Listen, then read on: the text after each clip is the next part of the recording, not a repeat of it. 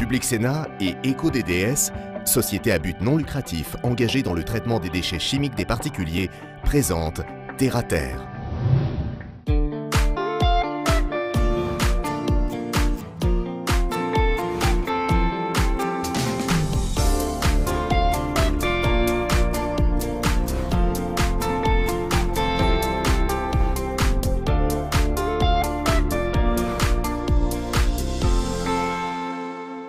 Bonjour à tous et bienvenue dans Terre à Terre, une émission qui va vous donner envie d'agir et de réagir en matière d'écologie. Depuis le comptoir général à Paris, je vous emmène aujourd'hui aux Antilles où nous allons parler de l'urgence écologique dans ces territoires d'outre-mer. Comment on sensibilise depuis la capitale aujourd'hui à ces enjeux très importants? Eh bien, nos spécialistes sont avec nous aujourd'hui. Ils nous parleront d'algues redoutables qui polluent les sols et les eaux, mais aussi de pesticides qui empoisonnent une partie de la population.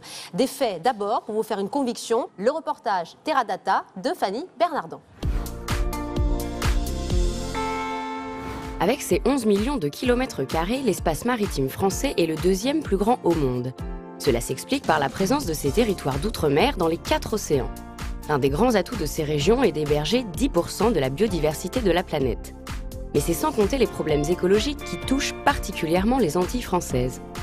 On pense par exemple à la contamination des cultures de bananes au chlordécone. L'utilisation de cet insecticide a empoisonné environ 800 000 personnes et souillé les sols pour les 600 prochaines années. Ces territoires doivent donc être préservés de toute urgence. Autre défi à relever pour les Antilles, atteindre 100% d'énergie renouvelable d'ici 10 ans. Objectif fixé par la loi de transition énergétique de 2015. Une perspective très, voire trop ambitieuse, puisqu'en 2018, la Guadeloupe atteint seulement 20% de production électrique issue de ses énergies propres. Pour la Martinique, c'est 6%. Quelle priorité écologique pour les Antilles ?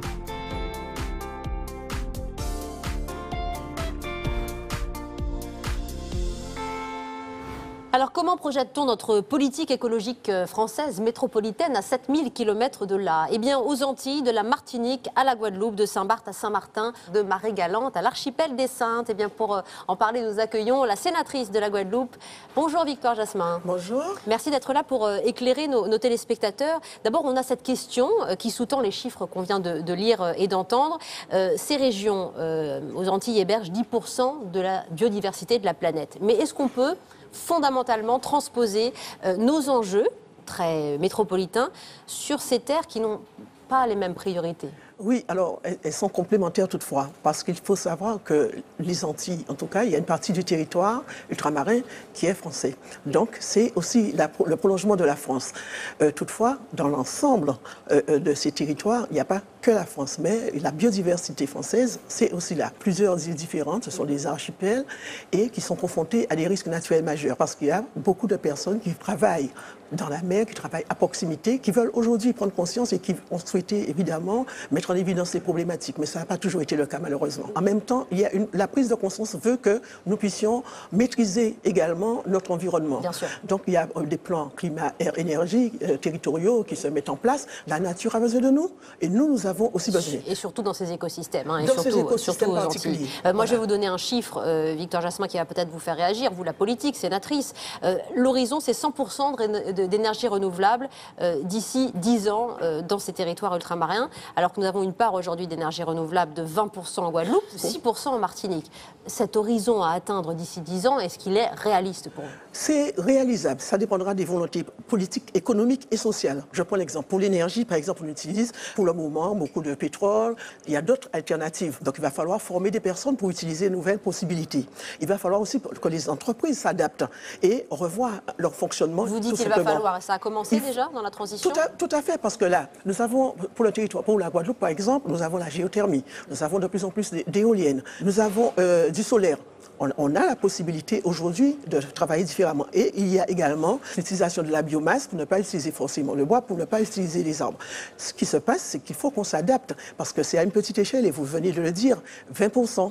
Donc on va changer de possibilités. Mais il faut une adaptation, et il faut aussi que ce soit de la façon d'habiter, la construction, notamment, on peut fonctionner différemment. Mais ça infuse vraiment dans les mentalités. On va poursuivre cette réflexion. Juste un mot, Victoire Jasmin, parce que 20% d'énergie renouvelable, je reviens sur ce chiffre en Guadeloupe, ça veut dire que ces territoires ultramarins peuvent être aussi des exemples, des laboratoires pour la métropole et pour le reste du monde? Oui, pour la métropole et pour le reste du monde. Il y a une réelle volonté, dès lors qu'il y a une prise de conscience et que la population s'implique, il y a vraiment à faire encore, mais c'est déjà exemplaire. Il y a aussi, que ce soit dans le tri, la valorisation de nos déchets. Il va falloir que nous fassions plus d'efforts et impliquer les populations, c'est vraiment très important. Il faut une véritable volonté politique, mais aussi impliquer l'ensemble du territoire et la population en particulier. Avec des impacts écologiques graves, on va venir sur 2-3 exemples dans cette émission, Victoire Jasmin, de grands défis écologiques à mener. En Guadeloupe notamment, le grand port maritime tente de sauver les mangroves, les coraux. On est dans une partie de restauration de la faune et de la flore marine en créant des pépinières de coraux, justement. Juliette Jean a enquêté sur le sujet. Regardez.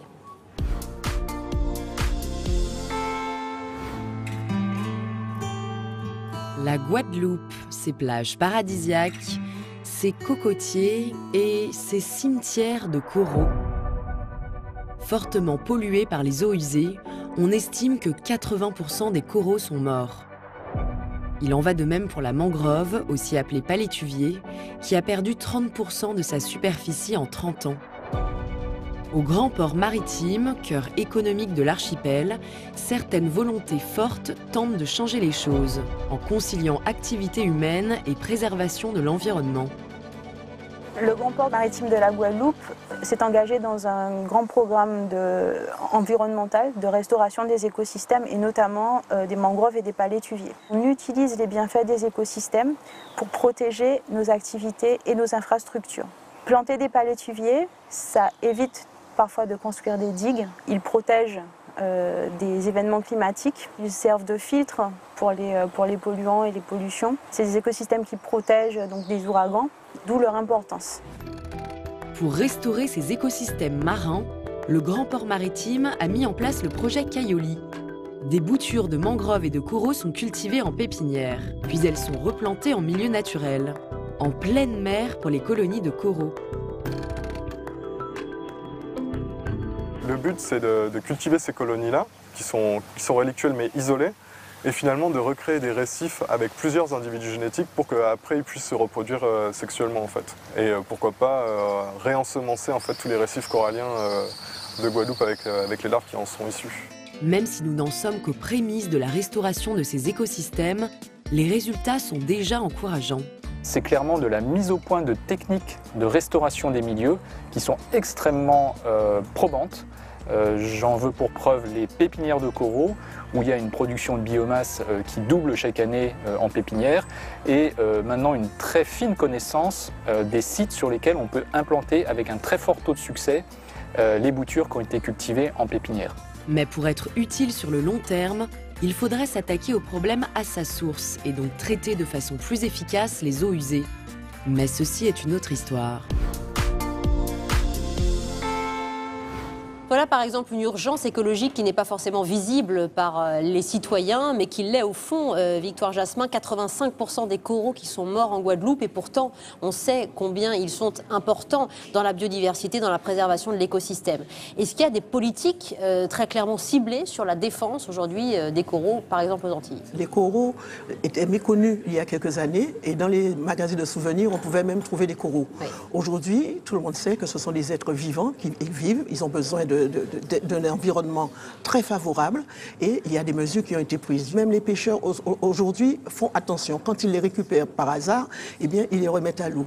Donc maintenant, la population est très sensibilisée sur ces problématiques-là. Il y a les problèmes écologiques, et toutes les personnes qui vivent aussi à proximité prennent conscience de l'intérêt de maintenir une très bonne biodiversité. Il y a un travail important qui se met en place. Et ces populations ont peut-être parfois été frappées dans leur chair aussi par les impacts de ces politiques humaines avec tant de nocivité sur l'environnement. Et là, je salue notre deuxième invité, Jean-Claude Durimel. Bonjour. Avocat au barreau de Paris. Vous défendez les victimes du chlordécone. Alors ça, c'est un pesticide qu'on ne connaît pas si bien en métropole, mais dont les ravages sont incroyables. Et merci de défendre ces victimes-là et de nous parler de ce produit qui est un produit phytosanitaire. D'abord, au départ.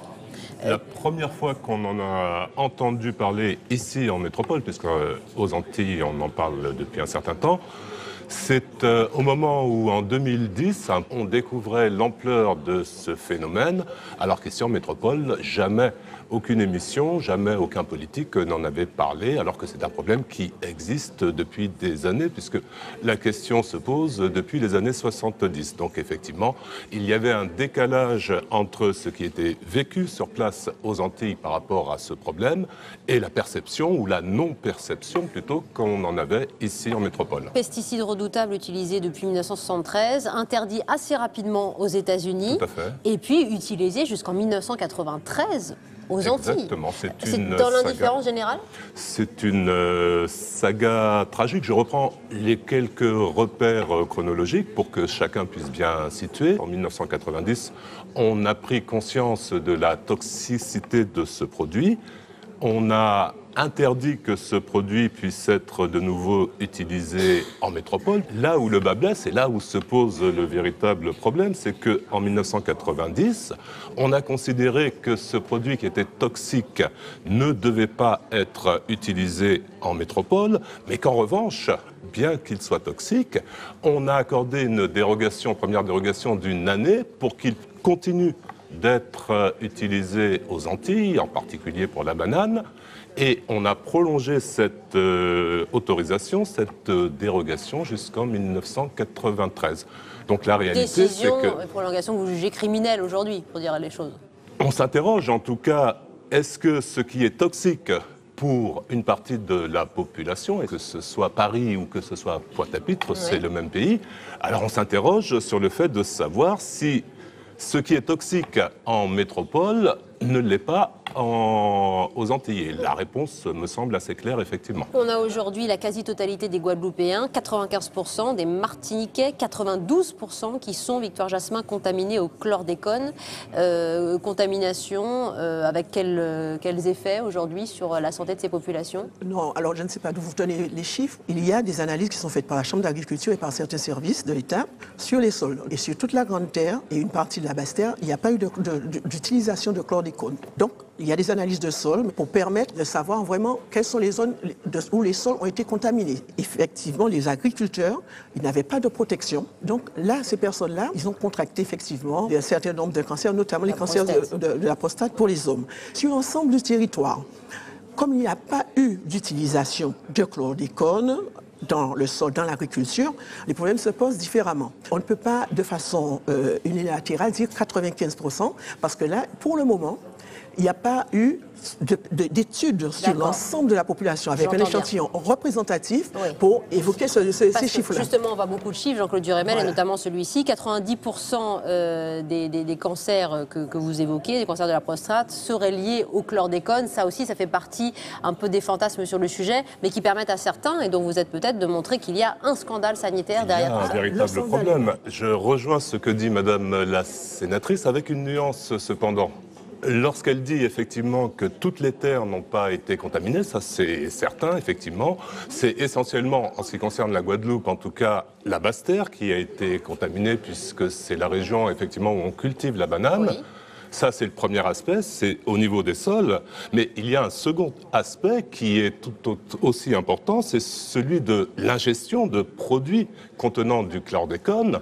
Et là, les bananes qui étaient produites sur la Basse-Terre, elles ont été consommées dans l'ensemble du territoire. Ouais. Et par conséquent, effectivement, une partie bien plus importante que celle qui est située sur la zone géographique de la population a été touchée. Et puis, il faut aussi appuyer le fait que le chlordécone polluerait les sols pour des centaines d'années. On est dans des projections qui paraissent un peu apocalyptiques. Je lis 300, 400, voilà. 500 ans. Selon les chiffres, la rémanence serait, selon certains, de 300 ans, selon d'autres, de 600 ans. En tout cas, ça se compte en centaines d'années, effectivement, puisque le chlordécone, en deux mots, c'est un produit qui ne s'évacue pas. C'est une sorte de vernis qui reste en quelque sorte sur le sol. Il y a des produits qui sont évacués par l'eau, mais le vernis chacun le sait, l'eau n'a aucun effet sur le vernis et glisse dessus tout simplement. Mais quand vous entendez le président Macron s'exprimer sur ce sujet, Victoire Jasmin, en disant qu'il ne faut pas dire que le chlordécone est un produit cancérigène, alors qu'il est pointé comme potentiellement cancérigène par l'OMS, qu'il y a des prévalences reconnues, mais qu'il ne faut pas trop le dire, etc.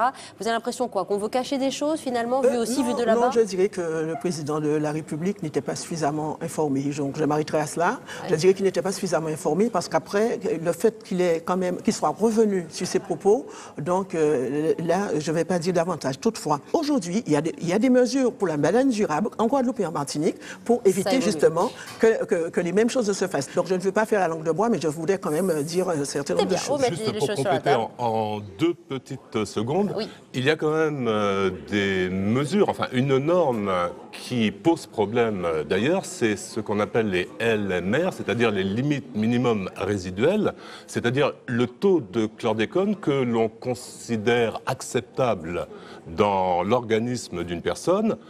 Alors ces taux, ils sont définis à Bruxelles pour une population qui est à des milliers de kilomètres de Bruxelles, et ça pose déjà un problème. Et l'objectif de tous ceux qui luttent contre ce phénomène, ce n'est pas que l'on nous impose des normes limites résiduelles, c'est-à-dire une quantité que l'on peut absorber sans plus ou moins de danger. L'objectif, c'est 0 chlordécone, tout simplement. Merci Jean-Claude Durémel. Victoire Jasmin, on reste ensemble et on poursuit sur les grands défis écologiques liés aux Antilles avec un autre dossier brûlant à côté de celui du chlordécone. Il s'agit des sargasses. Ce sont des algues brunes qui proviennent du Brésil en particulier, avec des conséquences sur la santé aujourd'hui des habitants des Antilles, car ces algues s'échouent sur les côtes avec des émanations toxiques. Reportage signé pour vous et pour mieux comprendre le sujet, Jonathan Dupriez pour Public Sénat. Goyave, en Guadeloupe. Depuis 8 ans, cette commune côtière est touchée de plein fouet par les sargasses. Sur plus d'1 kilomètre de plage, d'ordinaire paradisiaque, s'échouent des tonnes de cette algue brune aux émanations toxiques. Apparemment, on va avoir un épisode sargasse intense sous les prochains jours, donc il faudra qu'on soit toujours efficace. Face à la récurrence des échouages, le maire a dû mobiliser d'importants moyens. 250 000 € par an sur le budget communal, machines et personnel compris. Imprévisibles et très incommodantes, les sargasses ont fortement perturbé la vie des riverains.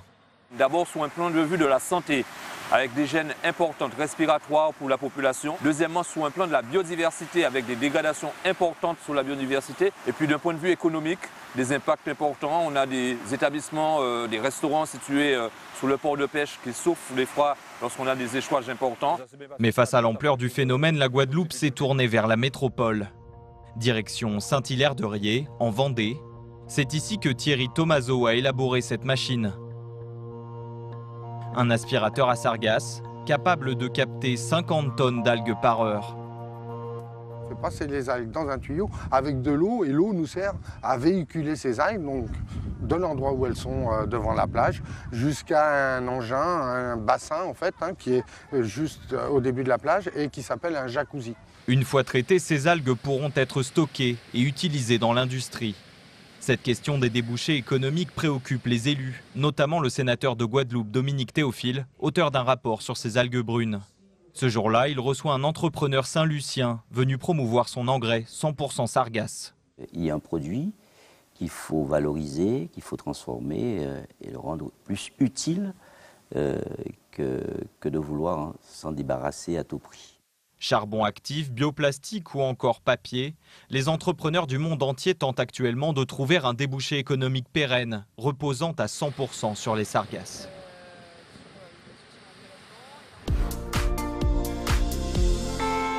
Alors les sargasses en question, Jean-Claude Durémel et Victoire Jasmin, le 23 juin 2018, à l'Assemblée nationale, Nicolas Hulot, qui était alors ministre de la Transition écologique, parlait de l'invasion des sargasses aux Antilles comme étant une calamité dont le gouvernement n'avait probablement pas pris toute la mesure. Alors, des mois ont passé, Nicolas Hulot est parti, mais le problème demeure. Aujourd'hui, que font les autorités nationales pour lutter contre ce qui est un fléau, aussi là-bas ? Oui, chez vous. alors concernant les sargasses, j'ai été une des premières à interpeller le gouvernement. Oui. Progressivement, on a vu s'amplifier le phénomène avec toutes les conseils. Parce que les sargasses ont commencé sur certains sites autour de 2011. Après, ça s'est arrêté.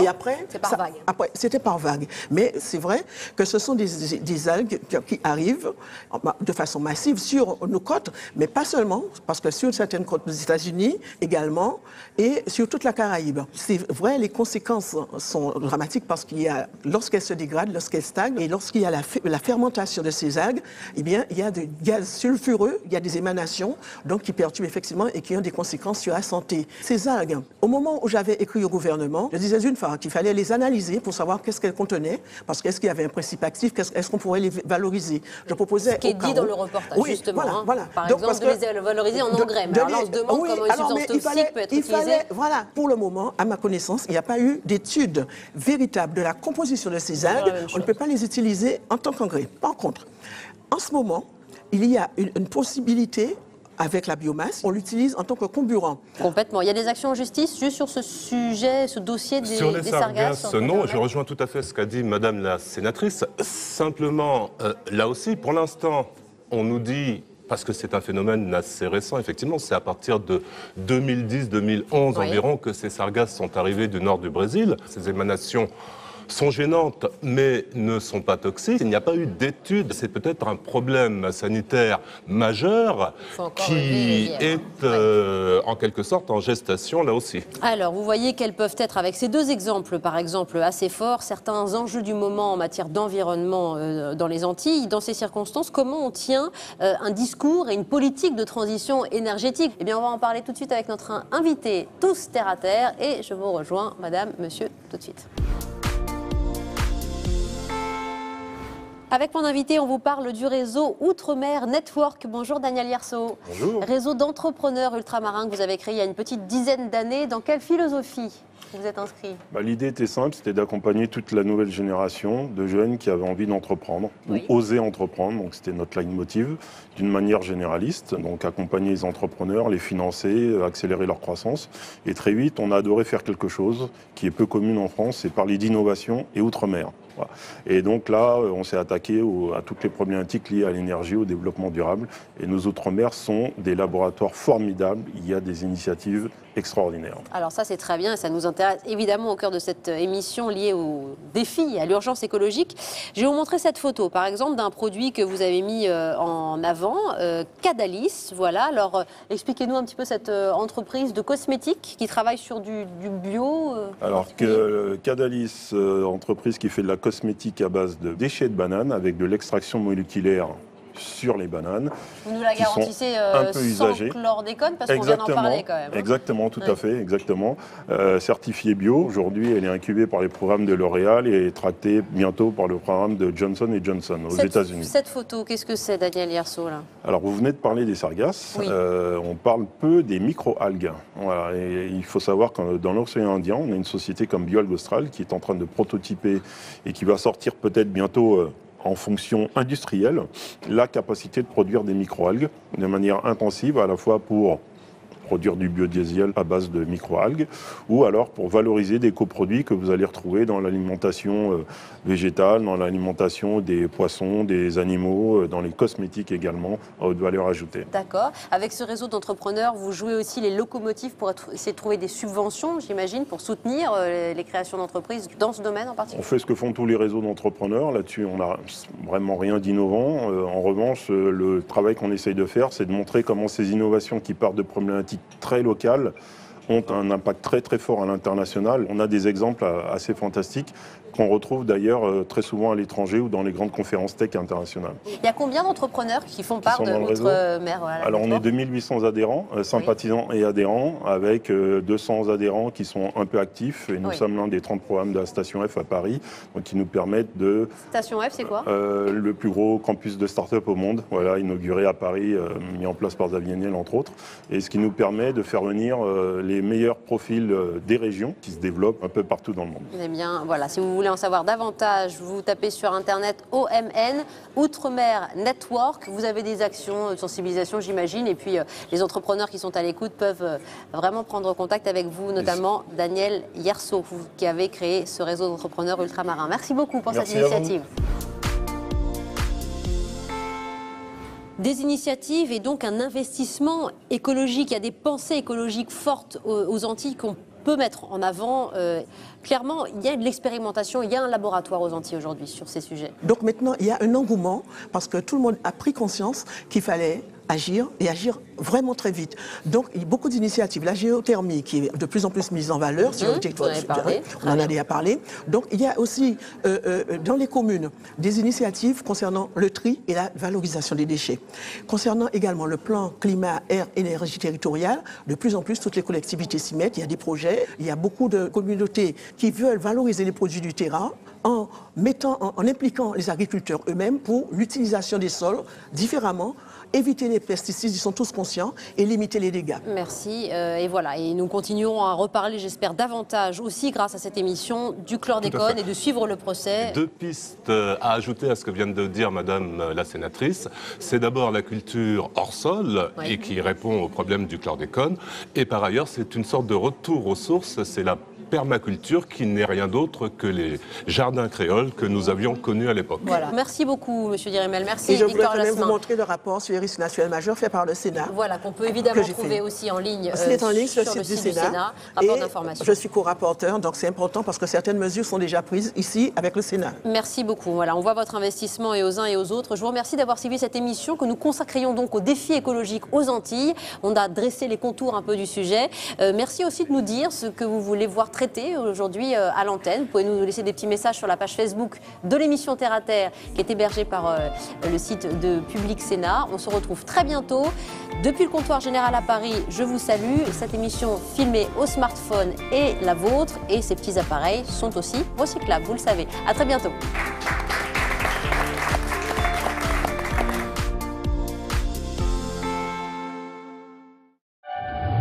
C'était Terre à Terre, avec le concours d'EcoDDS, société à but non lucratif engagée dans le traitement des déchets chimiques des particuliers.